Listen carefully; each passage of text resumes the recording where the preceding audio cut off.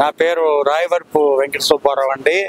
మాజీ ముఖ్యమంత్రి జగన్మోహన్ రెడ్డి గారు పల్నాడు జిల్లా పర్యటనలో 2 వ్యక్తులు చనిపోయారు. అందులో ఒక వ్యక్తి సింగయ్య అనే వ్యక్తి కారు కింద పడిపోయి చనిపోయారు అని చెప్పి వీడియో వైరల్ అవుతుంది. అవునండి. ఇప్పుడు అది ఫేక్ వీడియో అంటారు, మీరేమంటారు దాని గురించి? ఏమండి, జగన్మోహన్ రెడ్డి గారు సీఎం గా పనిచేశారు, ఒక బాధ్యతాయుతమైన వ్యక్తి. ఆయన ఇలా కారు కింద పడిపోతూ కూడా ఆయన చేతులు ఊపుకుంటూ అలా వెళ్ళిపోయారు. యాక్చువల్గా వారు నిజంగా ఒక సీఎం గా ఉన్నటువంటి వ్యక్తి ప్రజలకు సేవ చేయడానికే కదా వీళ్ళంతా ఉన్నది.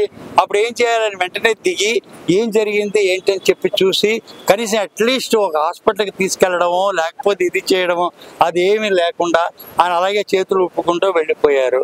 ఆ తర్వాత నాకు చాలా ఆశ్చర్యమైన విషయం ఏంటంటే ఈ రప్ప ఇవన్నీ అనడం, ఇవన్నీ అయితే సినిమాలో ఉన్నంత వరకే అవి బాగుంటాయి. ఇప్పుడు హీరో వస్తాడు, విలన్ డానికి వస్తాడు, ఏవో డైలాగులు చెప్పేస్తాడు, జనం అందరూ తప్పట్లు కొడతారు. అది సినిమాలో చూడడం వరకే తప్ప బయట ఇవేమీ జరిగే పని కాదు. ఇప్పుడు పిక్చర్స్ లో మనం చూస్తాం, హీరో వచ్చి 20 మంది 30 మంది 40 50 మంది అని కూడా కొట్టేస్తూ ఉంటాడు. ఏదో ఆ సినిమా అన్నది ఎంటర్టైన్మెంట్ అన్నమాట. కనీసం ఏంటంటే వాళ్ళు ఏదో డబ్బుల కోసం దీనికోసం చేసేది, పబ్లిక్ గా జరిగేటటువంటిది వేరనమాట.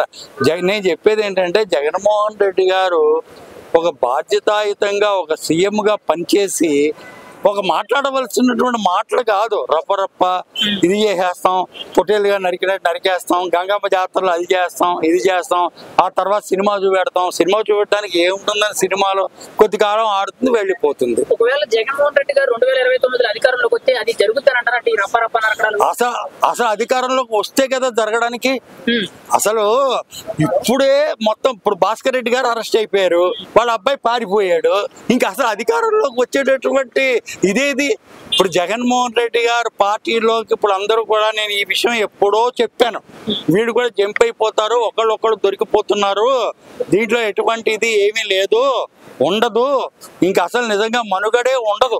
ఆ మనుగడ కోసమే జగన్మోహన్ రెడ్డి గారు ఇప్పుడు బయటకు వస్తారు. అంతకుముందు ఎప్పుడు ఆయన బయటకు వచ్చి అధికారంలో ఉన్నప్పుడు ఎప్పుడు ఆ తాడేపల్లిలో ఆయన నివాసానికే పరిమితం అయిపోయి ఇంట్లోంచి చేశారు తప్ప వీళ్ళ మీద వదిలేశారు కదా, వీళ్ళందరి మీద వదిలేశారు కదా, ఆ ప్రభావం ఈయన మీద పడింది కదా.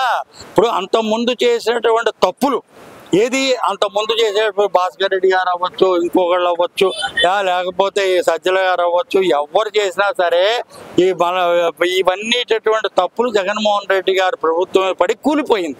ఇప్పుడు మీరు అన్నట్టుగా మళ్ళీ ప్రభుత్వం వచ్చి ఆయన మళ్ళీ ఇవన్నీ కక్ష సాధింపు చర్యలు చేసుకోవడం అన్నది ఇంక జరిగే పని కాదు. ఎలాగో మ్యాచ్ ఫిక్స్ అయిపోయింది. ఎప్పుడైతే లోకేష్ గారిని మోడీ గారు పిలిచారో, రమ్మని పిలిచి మోడీ గారు లోకేష్ గారితో మాట్లాడి ఇది చేశారో, నేను గ్యారెంటీగా చెప్తున్నాను, నెక్స్ట్ సీఎం ఎవరయ్యా అంటే లోకేష్. దానికి కారణం ఏంటంటే అప్పుడే అక్కడ జరిగిపోయింది. పవన్ కళ్యాణ్ గారు సీఎం కాకుండా లోకేష్ గారికి ఇచ్చే అవకాశం ఉంది. మోడీ గారు ఢిల్లీ పిలిపించడము, ఫ్యామిలీని వారితో మాట్లాడడం, వారితో ఇది చేయడం ఏదో లోపకారిగా జరగడం జరిగింది. పవన్ కళ్యాణ్ గారికి కూడా పవర్ ఉంటుందండి. పవన్ కళ్యాణ్ గారికి తగ్గదు, డిప్యూటీ సీఎం గానే ఉంటారు. కారణం ఏంటంటే ఫస్ట్ నుంచి కూడా ఎన్టీ రామారావు గారు ఫ్యామిలీ రావడం అన్నది చంద్రబాబు నాయుడు గారు లోకేష్ గారు. నాకు ఎప్పుడైతే ఈయన పర్సనల్ గా మోడీ గారు ఢిల్లీ పిలిపించి లోకేష్ గారిని వారికి ఇంట్లో విందు ఏర్పాటు చేసి వారితో మాట్లాడినప్పుడు కొద్దిగా నాకు డౌట్ వచ్చింది. ఇప్పుడు ఈ కేసులో జగన్మోహన్ రెడ్డి గారు అరెస్ట్ అవుతారు అనుకున్నారా? అంటే ఇది ఫేక్ వీడియో కావాలని టీడీపీ వాళ్ళు చేశారని చెప్పి వైఎస్ఆర్సీపీ వాళ్ళు ఆరోపిస్తున్నారు. మరి ఈ కేసులో జగన్మోహన్ రెడ్డి లేదండి, జగన్మోహన్ రెడ్డి గారిని అరెస్ట్ చేయడం అన్నది అంత తొందరపాటు చర్య వీళ్ళు తీసుకోరు. దానికి కొన్ని నిబంధనలు ఉన్నాయి. ఎందుకంటే ఇప్పుడు గవర్నర్ గారు పర్మిషన్ కావాలి, సరైన సాక్ష్యాలు కావాలి.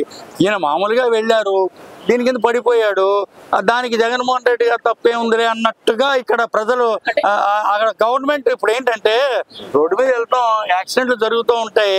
ఇప్పుడు జగన్మోహన్ రెడ్డి గారికి కూడా తెలియదు కదా, ఆయన కారు కింద పడిపోయినట్టుగా తెలియదు కదా. కానీ ఏంటంటే ఈయన దిగి కనీసం అట్లీస్ట్ ఏంటంటే ఆ పడిపోయిన వ్యక్తిని ఇది చేస్తే అక్కడ బాగుండేది. ఆ బాధ్యతాయుతంగా ఆయన ప్రవర్తించలేదు. అంటే ఈ కేసులో జగన్మోహన్ రెడ్డి గారికి తెలియకపోవడం అంటే డ్రైవర్కి తెలుసు కదా. ఇప్పుడు ఒక కారు కింద పడినప్పుడు డ్రైవర్కి తెలియకుండా ఉంటుందా? ఆయన వెళ్ళే డ్రైవర్ అయినా ఆపి కనీసం ఏమంటే ఇక్కడ ఏదో జరిగినట్టుగా ఉంది, ఇప్పుడు ఒక కారు కింద కానీ ఇది కానీ యాక్సిడెంట్ కానీ టైర్ కింద కానీ ఏదైనా పడితే ఆటోమేటిక్ గా డ్రైవర్కి తెలుస్తుంది కదా. చనిపోయిన వ్యక్తి డ్రింక్ చేశాడని ఏమన్నా అనుకోవచ్చా? సార్ జగన్మోహన్ రెడ్డి గారు ఒక సీఎం కారులో వెళ్తున్నప్పుడు ఆ వ్యక్తి డ్రైవర్ డ్రింక్ చేయడం అంటే అంతకంటే దురదృష్టకరమైన సంఘటన. ఆ చనిపోయిన వ్యక్తి డ్రింక్ చేయడం అంటే ఒకటండి, అంత కారు కింద టైర్ కింద ఎలా పడిపోతాడండి, ఏ పక్కకో పడిపోతాడు.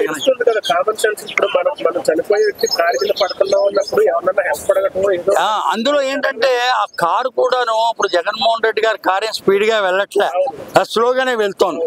స్లోగానే, ఎందుకంటే కారణం ఏంటంటే అంతమంది జనంలో ఉన్నప్పుడు ఇప్పుడు ఎవరి ప్రాణం మీద వాళ్ళకి రక్షణ ఉంటుంది. కావాలని పడేటటువంటి అవకాశం అక్కడ కావాలని పడడం కానీ, లేదా జగన్మోహన్ రెడ్డి గారి మీద ఏదో అపనింద వేసి చేయడం కానీ అన్నది నాకేం అనిపించట్లేదు.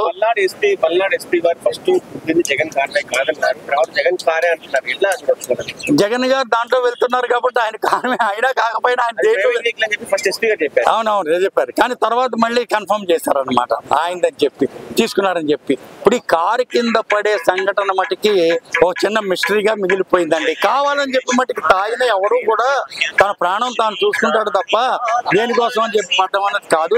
ఇది అన్ఎక్స్పెక్టెడ్ గా జరిగిందండి.